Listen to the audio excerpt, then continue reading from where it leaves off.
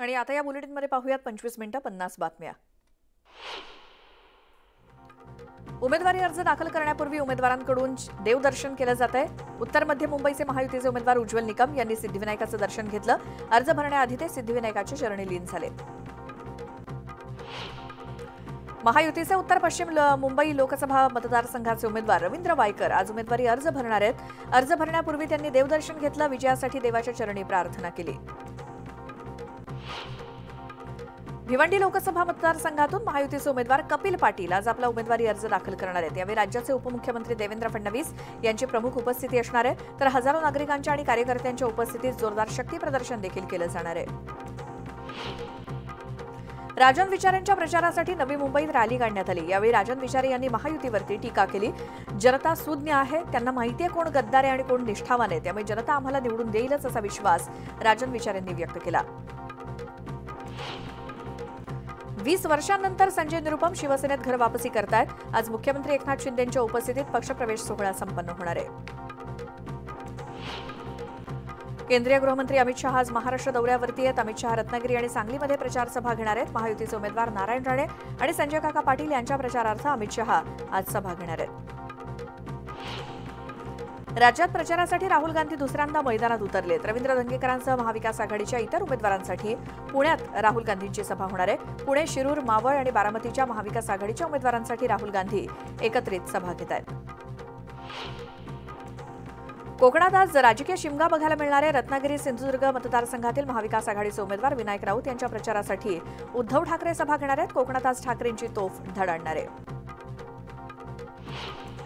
शरद पवार आज रावेर लोकसभा मतदारसंघाच्या दौऱ्यावरती आहेत. यावेळी महाविकास आघाडीचे उमेदवार श्रीराम पाटील यांच्या प्रचारासाठी ते जाहीर सभा घेणार आहेत आणि खडसेंच्या बालेकिल्ल्यात शरद पवारांची तोफ कुणावरती धडाडणार याकडे सर्वांचं लक्ष लागलंय.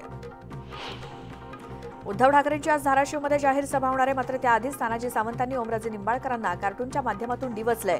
तेरणा कारखान्यातील भंगार चोर असा उल्लेख करत तानाजी सावंतांनी निंबाळकरांच्या बॅनरच्या माध्यमातून हल्ला चढवलाय.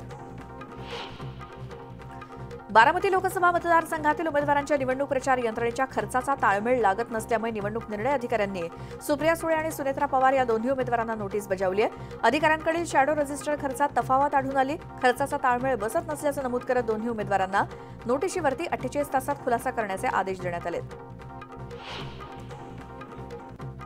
लोकसभेच्या उमेदवार अर्चना पाटील यांना निवडणूक आयोगानं कारणे दाखवा नोटीस बजावत खुलासा मागवलाय. शिवसेना ठाकरे गटाचे उमेदवार ओमराजे निंबाळकर यांनी अर्चना पाटील यांची तक्रार केली होती. लोकसभा निवडणुकीत पैसे वाटण्याचा आरोप त्यांनी केला.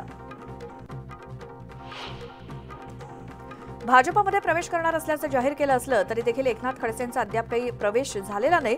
त्यातच खडसेंनी भाजपच्या कार्यालयात बैठक घेतल्यानं भाजपचे कार्यकर्ते गोंधळात सापडलेत. वंचित आघाडीचे उमेदवार आतिश बनसोडे यांच्या प्रचारासाठी प्रकाश आंबेडकर यांनी सोलापुरात सभा घेतली आणि यावेळी बोलताना प्रकाश आंबेडकरांनी प्रणिती शिंदे यांच्याबाबत मोठं विधान केलं.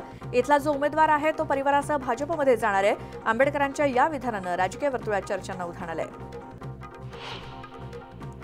प्रचार सभेत बोलताना पंकजा मुंडेंनी दिल्लीत नव्हे तर महाराष्ट्रात काम करण्याची इच्छा व्यक्त केली.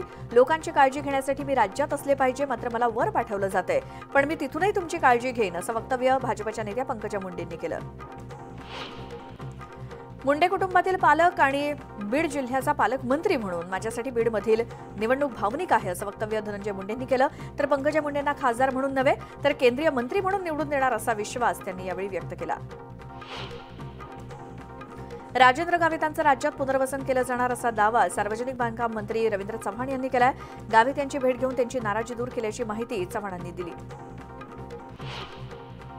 अहमदनगरमध्ये खासदार डॉक्टर सुजय विखे यांच्या विरोधात माजी आमदार निलेश लंके यांच्यामध्ये लढत होते.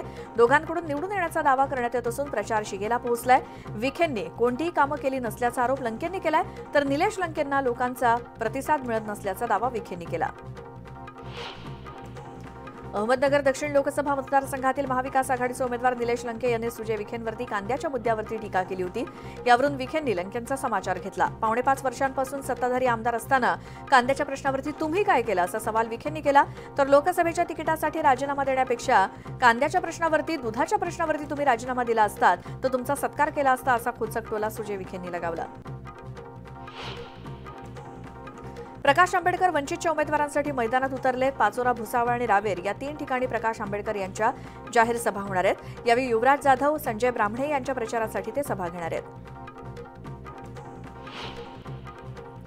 स्टेजवरती एक आणि खाली दुसरी भाषा करू नका, नाहीतर पंचायत होईल, अशा शब्दात जयंत पाटलांनी काँग्रेस आमदार विश्वजित कदम यांना अप्रत्यक्ष इशारा दिला.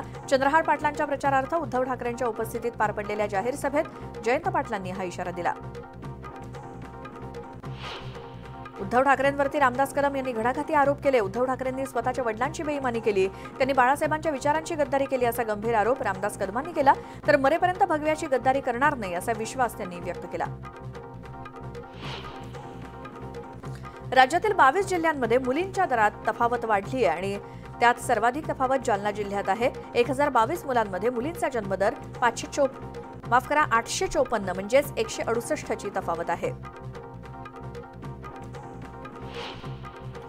10वी आणि 12वीच्या परीक्षेचा निकाल मे महिन्यातच जाहीर होणार असून 12वीचा निकाल 3ऱ्या आठवड्यात तर 10वीचा निकाल शेवटच्या आठवड्यात जाहीर केला जाईल. निकाल लवकर जाहीर झाल्यास पदवी अभ्यासक्रमाच्या प्रवेश प्रक्रियेला गती मिळणार आहे. नाशिकमधील चणकापूर धरणातून देवळ्याच्या 6 आणि कळवणच्या 3 गावांसाठी पाण्याचं आवर्तन सोडण्यात आलंय. त्यामुळे पाणी टंचाईनं हैराण झालेल्या नागरिकांना आता काही अंशी दिलासा मिळालाय.